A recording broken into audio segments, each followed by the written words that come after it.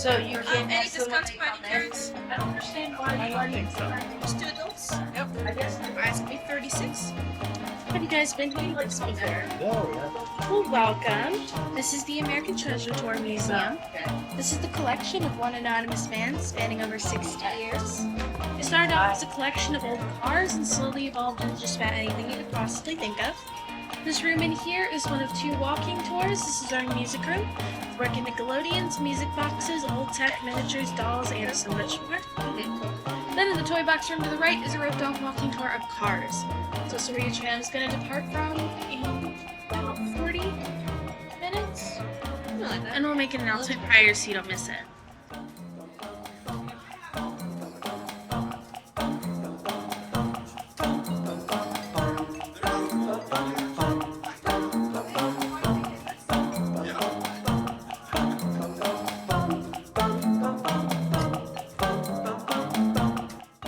His passion has brought together one of the world's largest collections of pop culture from the 1870s to present day. The collection is constantly evolving, and we like to say there is always room for more. Around the first corner on the right, say hi to our wonderful gorilla. He stands guard here 24/7 to make sure he is in place to greet all of our guests.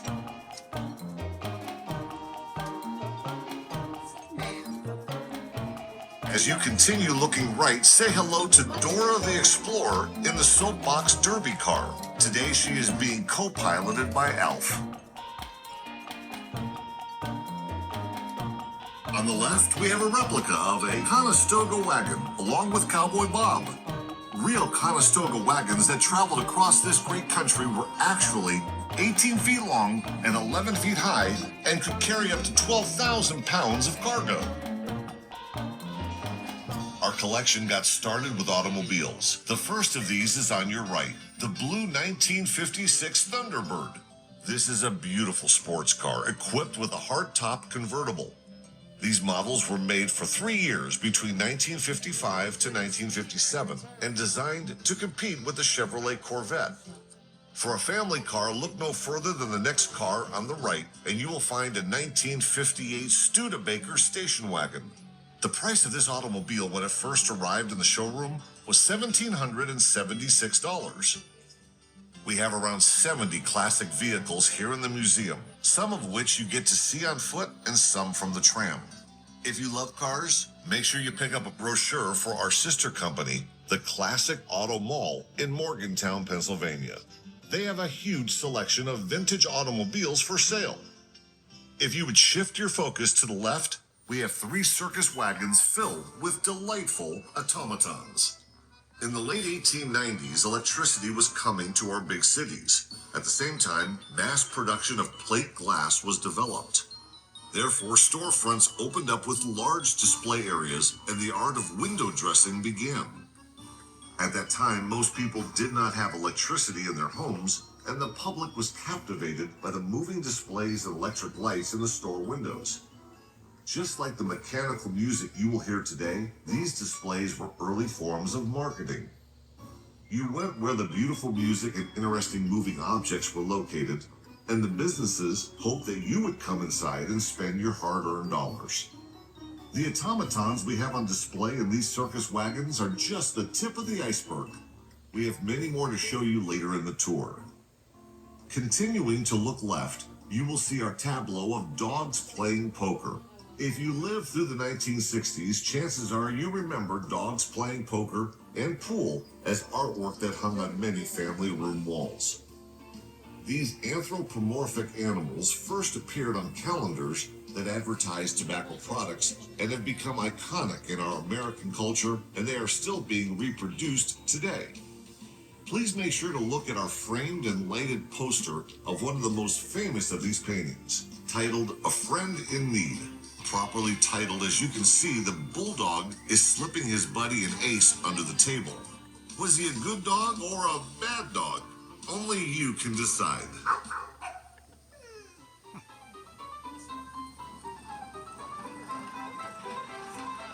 Moving along, we have an assortment of vintage amusement park items on your left, starting with the blue Lugsy Brother auto scooters that are known as bumper cars.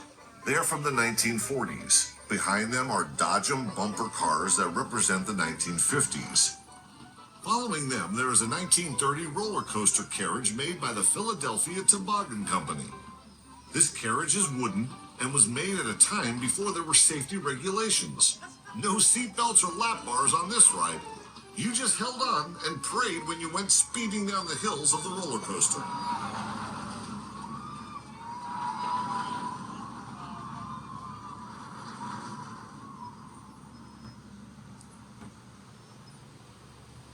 As we round the corner, there is Albert Einstein on the left, along with a vintage tractor seat collection, as well as vintage tractors.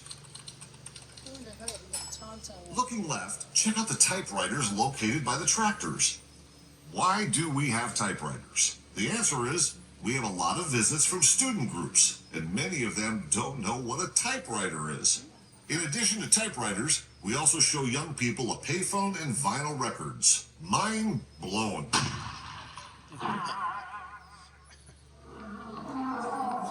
As we travel along, looking right, we have lions and tigers and bears. Oh my! Look right to see our favorite animal in this display, Calamity Jane.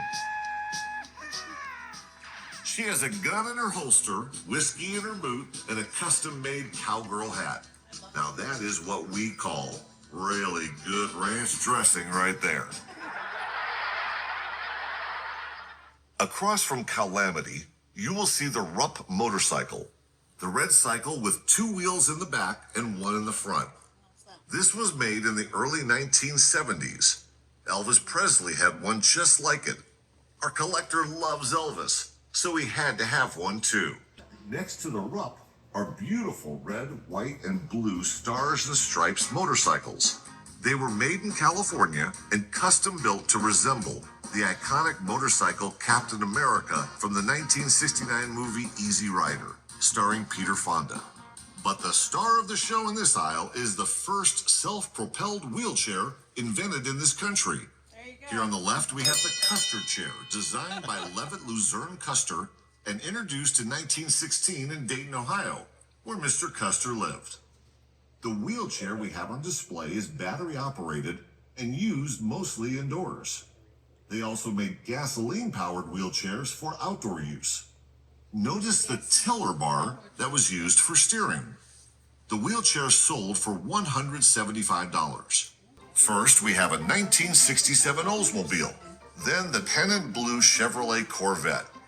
Chevrolet started manufacturing Corvettes in 1953, but the first year they were in the showroom was 1954.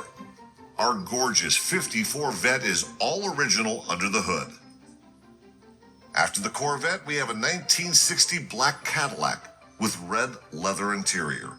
If you were driving that Cadillac in the early 60s, you were riding in style. Around the corner and on the right side of the Tram, we have a really big shoe. Some people ask why. We ask, why not? This shoe is actually from a now defunct cable channel called Wedding Central. And since we love all things oversized, we were happy to add it to our collection. After the shoe is the gigantic Ronald McDonald in his blue jumpsuit, followed by a bicycle built for 7. This red bike is called a Kobe, which is short for Conference Bike. Designed in San Francisco, there are 300 of these bikes in 18 different countries around the world. You will see all kinds of bicycles here at the American Treasure Tour, including the early penny farthing and many models sold in this country from the 1950s and onward.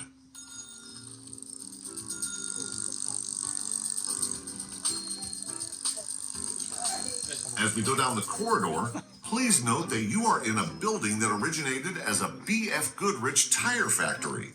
In the 1970s, they were producing 12,000 tires a day here. After being in business over 50 years, the tire factory closed in the mid-1980s. Rather than demolishing this huge building, which is 1,200,000 square feet. The new owner repurposed it, and today it houses many businesses, including our sister company, Arnold's Family Fun Center. Check out Arnold's Fun Center for the biggest and best go-karting, arcade, and bowling east of the Mississippi.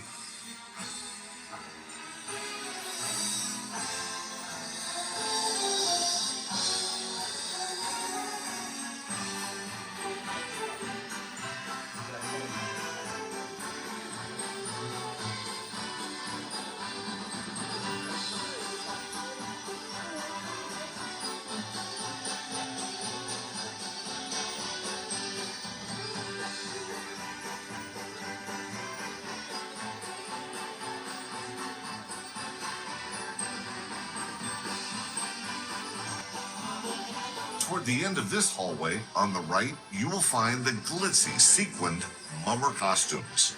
The mummers are a Philadelphia tradition, and their first official parade was on New Year's Day in 1901.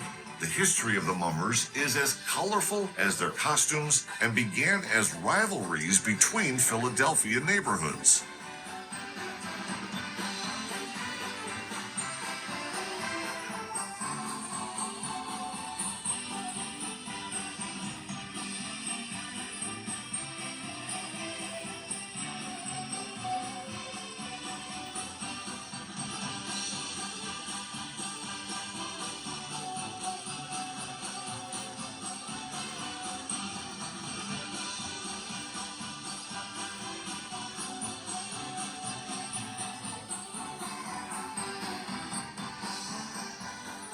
As we enter the next room in our journey, you will find that just like in our music room, we have miniatures here. On your left, the first display shows a miniature circus from the early days when the circus came to town on the train. The canvas tents were set up in a field, and the three-ring circus and sideshow became the town entertainment for a few special weeks.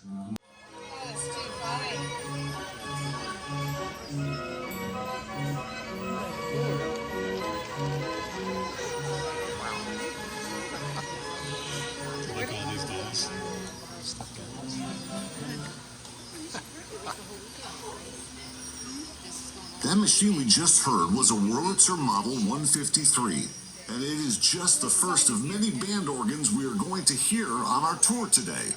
We are about to enter a room full of them. He's from Connecticut, and he constructed this castle from 396,000 popsicle sticks, and it is held together by 4 gallons of Elmer's glue. Before we listen to some more band organ music, please note that just up ahead on your right, you will be passing the oldest functioning automaton in the collection, the Sword Swallower. He dates back to the late 1890s, so he would have been in one of the very first storefront window displays in America.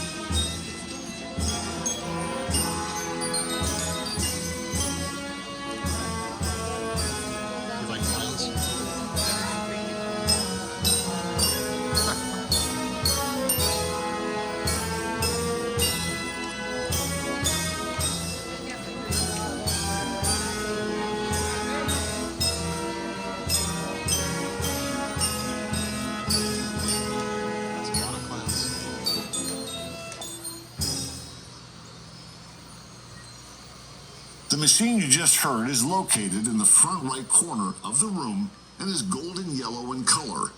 It is the Wurlitzer Model 165. It was the last band organ the Wurlitzer Company ever made. It was shipped to Griffith Park in Los Angeles, California in 1939, where it accompanied a carousel for many years.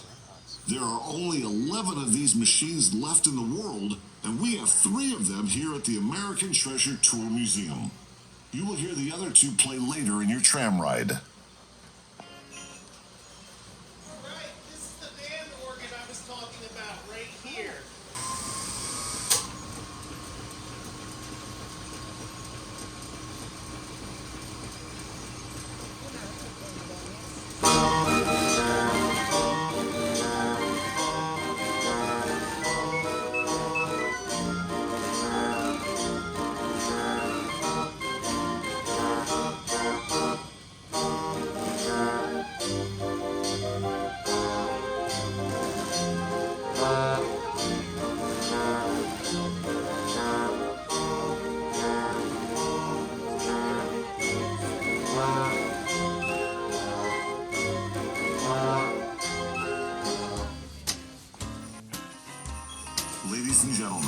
left is the beginning of one of the most popular exhibits here at the American Treasure Tour Museum. Lit Brothers Department Store's enchanted Colonial Village Christmas display. You will see 9 of the original buildings that were originally on display at Lit Brothers 1960s and could be seen every Christmas season until Lit Brothers closed their doors in 1977. A local man named Thomas Comerford was the Lit Brothers house designer and worked with a German company to come up with this design in the style of a colonial village. As we slowly travel along, the majority of the buildings will be on your left. But as we come around the first corner on our right, a smaller scale animated display from Macy's department store in Philadelphia. These were on display in their New York City location in the early 1960s. This display shows Victorian-era Christmas along with the church scene and nativity. After they were seen in Macy's, they were sold to Hershey Park and were a part of their Candy Cane Lane Christmas display.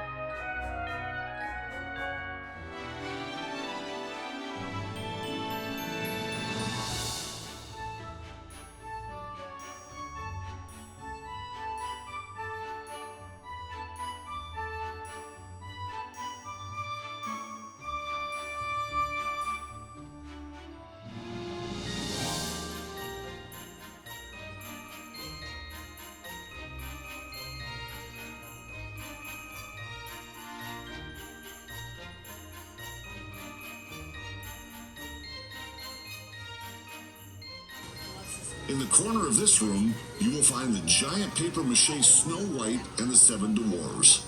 They were the prized possession of Irene Higgins and were donated in her memory by her daughters. They are one of a very few number of donated items in this collection. Practically everything else you see on display has been purchased by our mystery collector.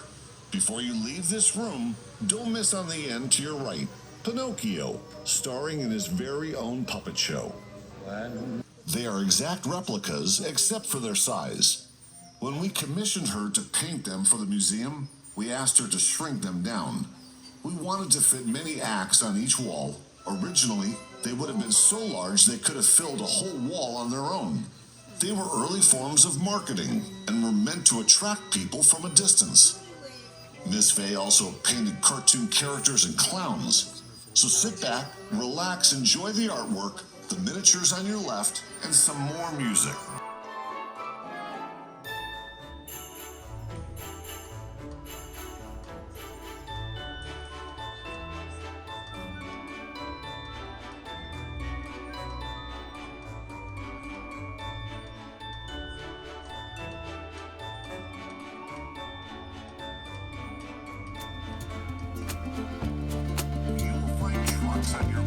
That were made about 100 years ago.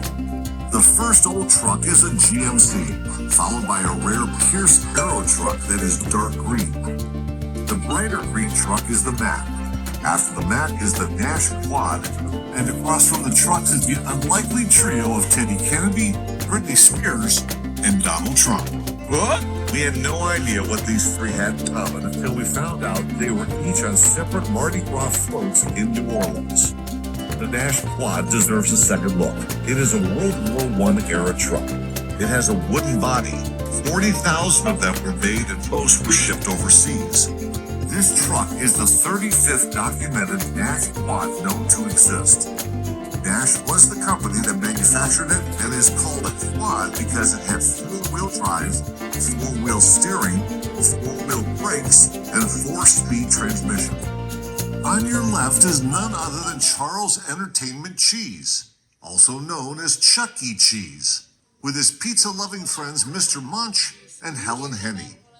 Standing behind are the Warblets.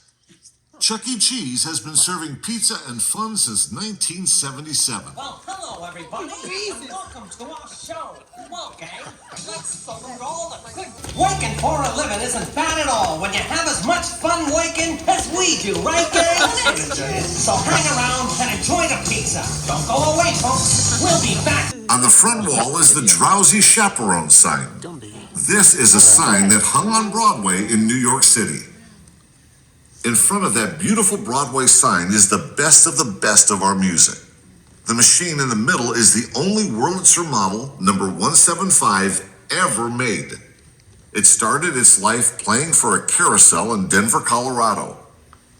When it was purchased to bring here, it was in very bad condition, having been stored and unplayed for many years. It took a year of restoration work to bring it back to life.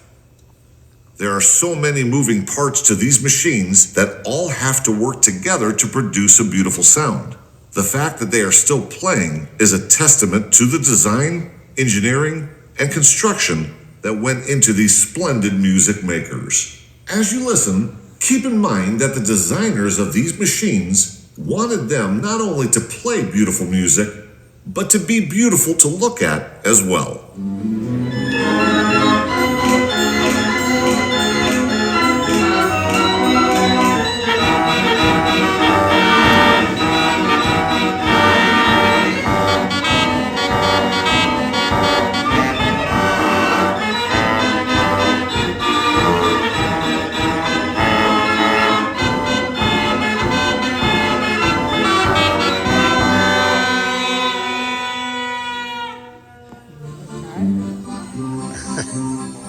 Now that was surely beautiful, but we can top it.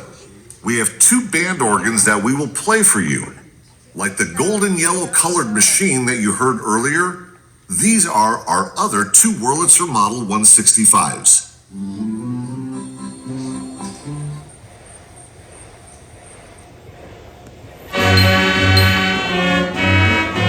On your right, we have a full-size beautiful red airplane called a Denny Kit Fox. It is an amateur-built airplane, and the wings fold up, so you can build it in your garage, and that is also how you transport it to the airport. Just past the airplane is Manny, Mo, and Jack, better known as the Pep Boys, who started their business in Philadelphia in 1921. Check out the beautiful Dodge 440 Coronet from 1968. The next classic automobile is a 1956 Robbins Egg Blue Cadillac Sedan DeVille. Beside the Statue of Liberty, you will find what was the loneliest guy in town, the Maytag repairman. Jesse White is pictured here, and he was the first of 5 men to play this part in Maytag's commercials. He is not so lonely anymore, as we purchased a Maytag wringer washer for him to work on. Before we make this last turn, it would be a good time to tell you that we do group, corporate, and student tours, as well as birthday parties and scavenger hunts here at the American Treasure Tour. Plan your next group adventure with us. And speaking of adventures, on the left we have a small fire truck that was used on many trips around this building. This is a working fire truck and is a relic of the old B.F. Goodrich tire factory.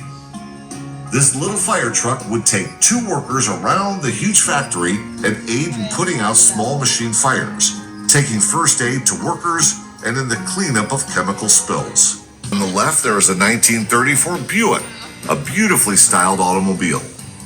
This automobile has suicide doors that open opposite each other. If you like classic movies, this was the style car that would be the getaway car for the bank robbers. This car even has a bullet hole in the back of it that you can see when you take a walk through more classic cars after your tram ride. Next to the Sears Auto Buggy is the 1949 Ford. Observe how fast the automotive industry advanced in 40 years from the Sears car to this Ford, nicknamed the Shoebox. The last 2 cars on the right are the Crossleys. They were very small cars in an era when most Americans were looking for large automobiles. Crosley didn't make his fortune in automobiles, but was famous for his radios. He sold thousands of radios that, along with other brands, helped put all the band organs and nickelodeons out of business. taking the American Treasure Tour today. In the other room, there are Nickelodeons miniatures and collectibles. And down in that area, there is a walking tour for classic cars. So I hope everybody had a great time today. Yeah.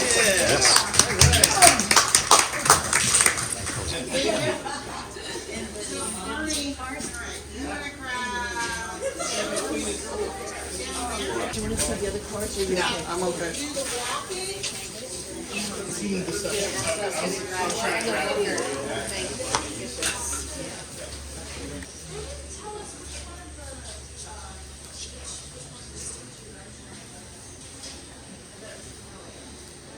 just thought he was another stuffed person sitting there. I know.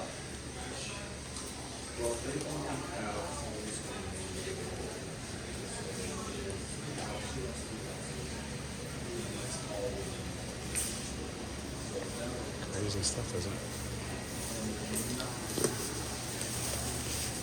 You ever see so much stuff? No.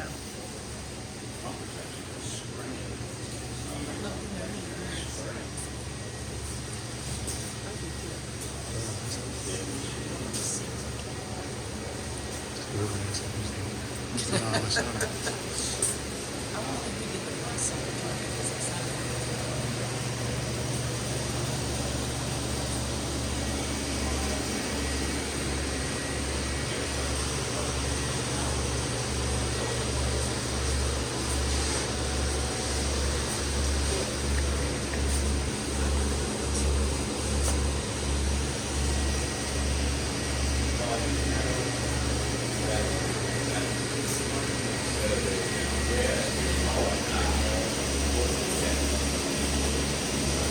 Be like a little cardboard.